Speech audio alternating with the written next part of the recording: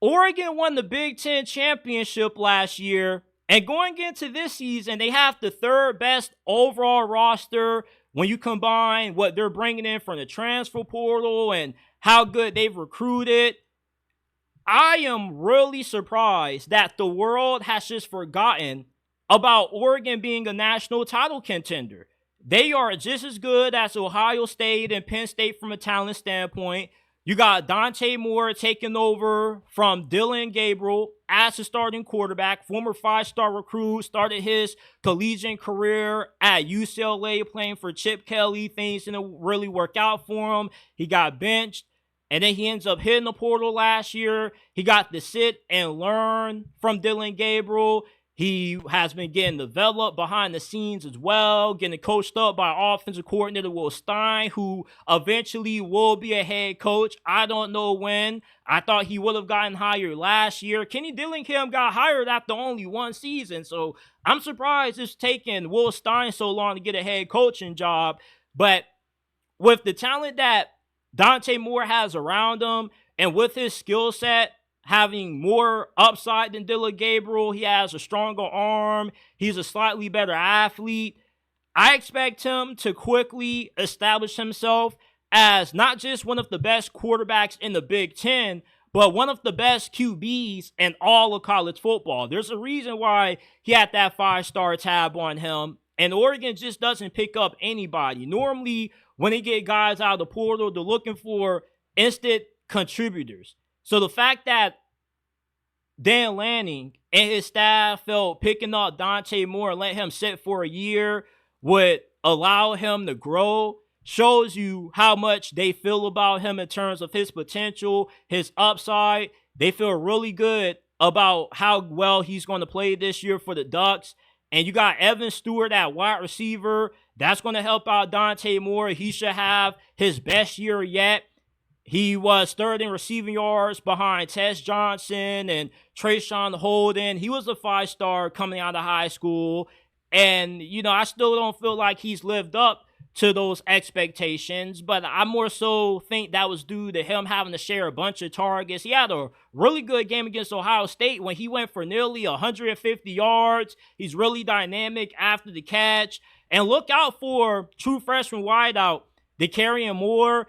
He could be this year's Jeremiah Smith, elite route running. He has high-end level speed. He should produce a ton of big plays after the catch, just like how Evan Stewart is really good at generating a lot of yak. Dante Moore, we should see him be just as good in that department. And I wouldn't be surprised if we see him start week 1. He's that good. And then you got Tulane transfer Mekhi Hughes, who was one of the best running backs in the country last year, ran for 1,400 yards in 2024, 15 touchdowns, was averaging 5 yards per pop. And the year before that, his first season, he had 1,300 yards. So this is not just one of the best running backs in the nation that Oregon is getting, but this is one of the best players in all of college football. So you have a lot of talent on offense, which is why, them having a few losses when it comes to the offensive line to the NFL doesn't hurt them. Anytime somebody brings up returning production for Oregon, I just laugh. When you have Phil Knight's deep pockets to help you get anybody you want out of the portal and recruiting, returning production doesn't mean anything. You lose guys to the NFL and you just buy some more studs elsewhere. It doesn't really matter in this new age of college football when you got the kind of money that they got down there in Eugene. Defensively is where you're hoping you see more improvement. Because on their D-line, they are going to be replacing a lot of cyborgs on that side of the ball, but you still do have your top pass rusher from last year, Mateo Uyunglele, who led the team with 10.5 sacks. Your secondary loses 95% of their production from last year, but they have 18 out of 13 of their highest recruited cornerbacks on this team in program history. So their cornerback room has never been better. Their safety position also is really good. You got Purdue transfer Dylan Thieneman, who was a top 10 player from this past portal cycle. He was a true freshman All-American 2 years ago at Purdue. Last year, he had 70 tackles, 6 pass breakups. He has a knack for not just being a ball hawk, but he also is really good in run support. So he pretty much can do everything. He can guard tight ends. He can guard running backs. He can guard receivers coming out of the slot. And he can come down and lay the hammer down and be a factor in run support. And you got another good transfer from Ole Miss and Jaden Kennedy, who started 11 games for the Rebels in 2024. He can play both the slot and boundary corner. My ceiling for Oregon this year, once again, they go undefeated in regular season play.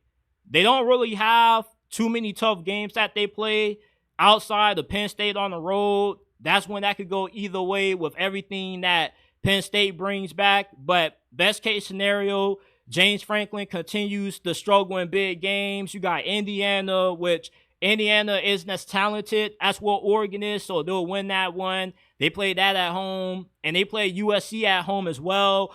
USC could surprise a lot of folks this year, but I still think they're a year away roster-wise from being able to compete with Oregon. So if Oregon ends up playing up to their potential, they once again should go undefeated. But their floor still is incredibly high. 10-2 still gets you into the CFB. And honestly, they got screwed last year. Let's just be honest. You win the Big Ten championship and you get rewarded with playing Ohio State. Yeah, I don't really think that was a good reward. If they would have lost the Big Ten championship, they would have been better served doing that. Because look who Penn State got the benefit of losing the Big Ten championship. You got a home game against SMU. You got to play Boise State, who somehow got a bye. They're the main reason why they changed the seeding. Oregon this year has the talent, they got the coaching, and they got the schedule to once again be in position to win the national championship. And we ask ourselves every year, when is it going to be the year that Dan Lanning finally breaks through and Oregon finally gets a national title? They're not really a blue blood program per se, but ever since I got into watching college football, 2009, 2010, they've always been a top 15 program or better.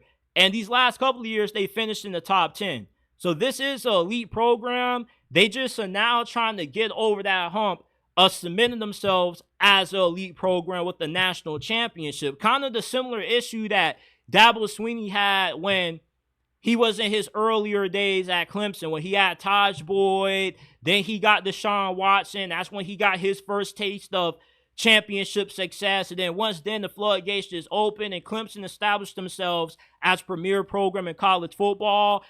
And even without a national title, I still consider Oregon a premier program in college football. They played in a bunch of New Year's Six bowl games. They always are in some of the biggest games of the year.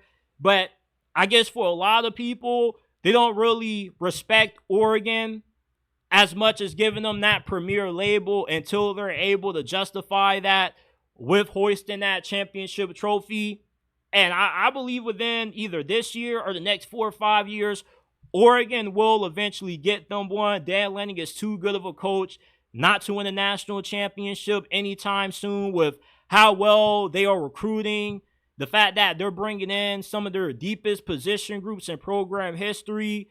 And you got a really dedicated NIL donor in Phil Knight that's willing to cut as many checks as necessary to help you accomplish that goal. There's no reason why anybody should be forgetting about Oregon and their chances of winning it all this season.